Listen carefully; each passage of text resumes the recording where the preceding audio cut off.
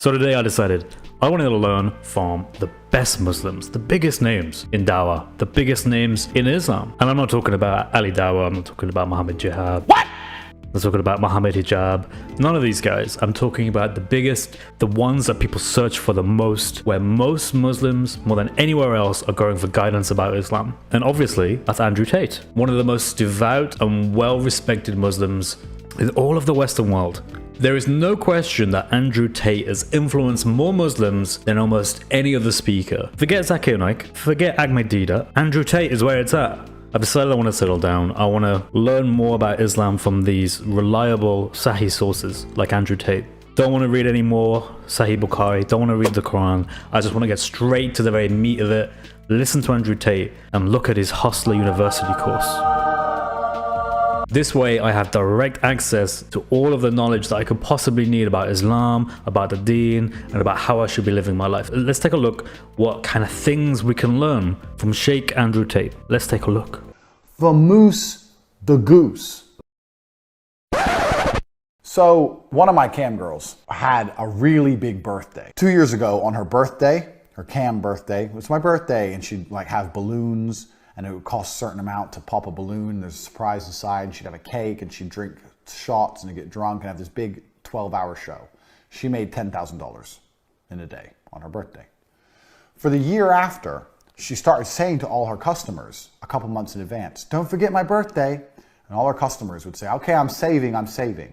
And they'd stop tipping her to save money for her birthday. And she'd obviously still talk to them and give them lots of attention because they're saving for her birthday. And I told her, "Don't do that." "What do you mean don't do that?" I said, "That is a fucking terrible idea." She goes, "Why?" I said, "Because you're not vamoosing the goose. You need to take the money now. You don't need them to save their money. You can save their money. Take their money now. Who cares if they tip you nothing on your birthday? It's just a day. If they've got money now, vamoose it. Take it." "Oh, but I want a big birthday. I want a big birthday." I was like, "Bitch, don't you understand that these dudes are just going to spend the money somewhere else or change their mind or tip some other cam girl, or they're going to tip you a amount they saved to your birthday, which is less than the cumulative you would have had anyway if they tipped every day that they're supposed to." She wasn't thinking of how to vamoose a goose. This is why, ladies and gentlemen, if you want to be a practicing Muslim, you have to learn the Tate method and always remember to vamoose your goose. So how can we be sure that this course is actually worth the money it costs? Apparently, if you want to go deep into Islam and you go deep into the Hustler University course from Andrew Tate, the Muslim, you have to pay around $5,000 just to get in. And when I'm talking about the basic entry, I'm talking about properly going deep in. I'm talking about going to the meetings where the real meat is at. Let's listen to some Muslim testimonies from other brothers, inshallah, who have taken this course so we can see what they say about it. But like, as you know, the war room is just basically just a bunch of Telegram chats. So there's like a chat for like business, or like a chat for girls, or like a chat for money, a chat for freelance, a chat for fitness, and all that stuff. So then eventually we sat with the people. So I learned that one guy, he was actually making money from selling pictures of women. Apparently he was making pretty good money from that. That's the first thing I saw. But listen, you guys, if you're a Muslim, especially if you're a Muslim, and my dad actually warned me about this, you don't want to come and like put yourself in an environment where, yes, people are making money, but they're making money in a haram way, bro. But it's like you're in an environment where people are constantly drinking. Like when I was in that dinner, I was the only one that was not drinking. Like people would be ordering drinks from here, from here, from here. I'm just sitting, I'm like, I'm not drinking. They're like, "Why are you not drinking?" "I'm a freaking Muslim. How am I gonna drink? I'm not gonna drink." But I was sitting there and I was thinking of like, to my left, there is this guy who's like so jacked, freaking on steroids, even admitted to being on steroids, but he was making his money from OnlyFans, right? And then I looked to my right, and this other guy who was like, I'm like, "How do you make your money, bro?" Well, he asked me first. I was like, "How do you make your money?" He was like, I make my money from Reddit, where I get traffic from Reddit to my OnlyFans, and that's how I make my money. And then I'm like, okay, interesting. OnlyFans. I'm like, "How do you make your money?" He was like, "Oh, I have like a webcam." I'm like, "Interesting. How do you make your money?" He's like, "Oh, I just basically sell digital products on TikTok." I'm like, finally, it's a freaking guy who makes his money not from OnlyFans. Okay, so this poor Muslim guy got hooked in Andrew Tate's Hustler University course, paid £5,000 to go to a meeting where it mostly consisted of other men who were selling women their bodies on OnlyFans, and they just and they were sitting around getting drunk as they were doing it. Not a single Muslim would be happy with what they saw there. Not a single Muslim. That is obviously something that you can't accept. As a Christian, I can't accept that. And I don't accept that. But the difference is, I don't know any Christians who celebrated Andrew Tate when he was a Christian. I only heard of the guy a couple of months, I think, before he became a Muslim. And now he's going to mosque, practicing the Sunnah. He's trying to live his life as a Muslim best he can, but every single thing that this guy's livelihood is based on is sin. Every single thing. Whether it's getting girls to sell their bodies online, whether it's casinos, whether it's manipulation, whether it's literally scamming people out of $5,000. This is what he does, and this is what Muslims are following. And this is it would be funny if it wasn't so sad. I mean, really, I don't like seeing people get scammed, and it's quite obvious that poor guy was scammed.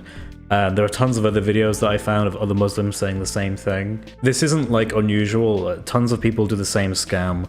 They get a reputation, they set up their own little scheme, their own little get-rich-quick scheme. If you pay now, you pay so much money. Ooh, look, it's reduced for only 10 minutes, you know. Sign up now, pay 50 quid instead of 5,000 quid because that's his original amount, whatever the trick is.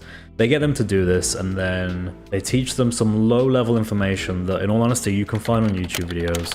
And they take advantage of the fact that people want to get money quickly and spend no effort doing it. These people are people who struggle in their own lives, who are sold an image of the male fantasy of success and power, only to never be offered that opportunity. Instead, it's just taken from them. What does give you this opportunity is to reject that idea. The idea that you're only really valuable if you have power or wealth, you own your own businesses, multiple businesses. Forget all that. That's not where power comes from. That's not where masculinity comes from. That's not where strength comes from. Strength comes from character. It doesn't come from empty claims. It doesn't come from how big your wallet is, but rather it comes from your mindset, your discipline, and your actions, your emotions, your spirituality, your family, your community. These are the things that actually matter. The real truth is pretty simple. Try and improve who you are from yesterday. If you don't have a community, first step is to find one. Find a church that you can commit to. Find a body of people that you can actually help. You don't need to be the best person to do this. You can find a group that just needs someone to do some cleaning. Somebody to stack chairs, somebody to do readings, somebody to serve cups of tea and coffee, whatever it might be.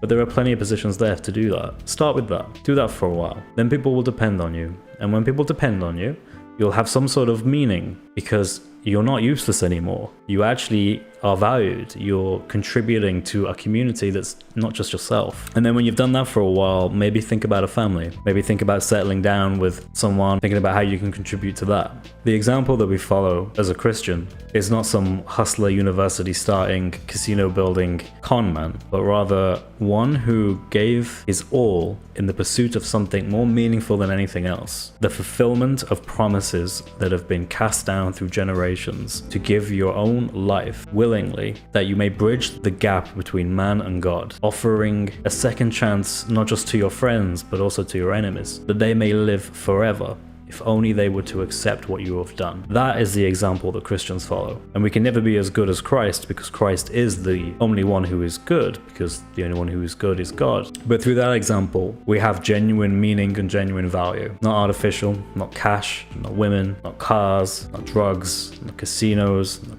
gambling, not e-girls, not OnlyFans, but a unrelenting, uncompromising mission of which there is ultimate value. Come to Jesus Christ. Reject Andrew Tate. Reject false idols. Reject celebrities. Reject con men. And accept Jesus. God bless you all. Take care.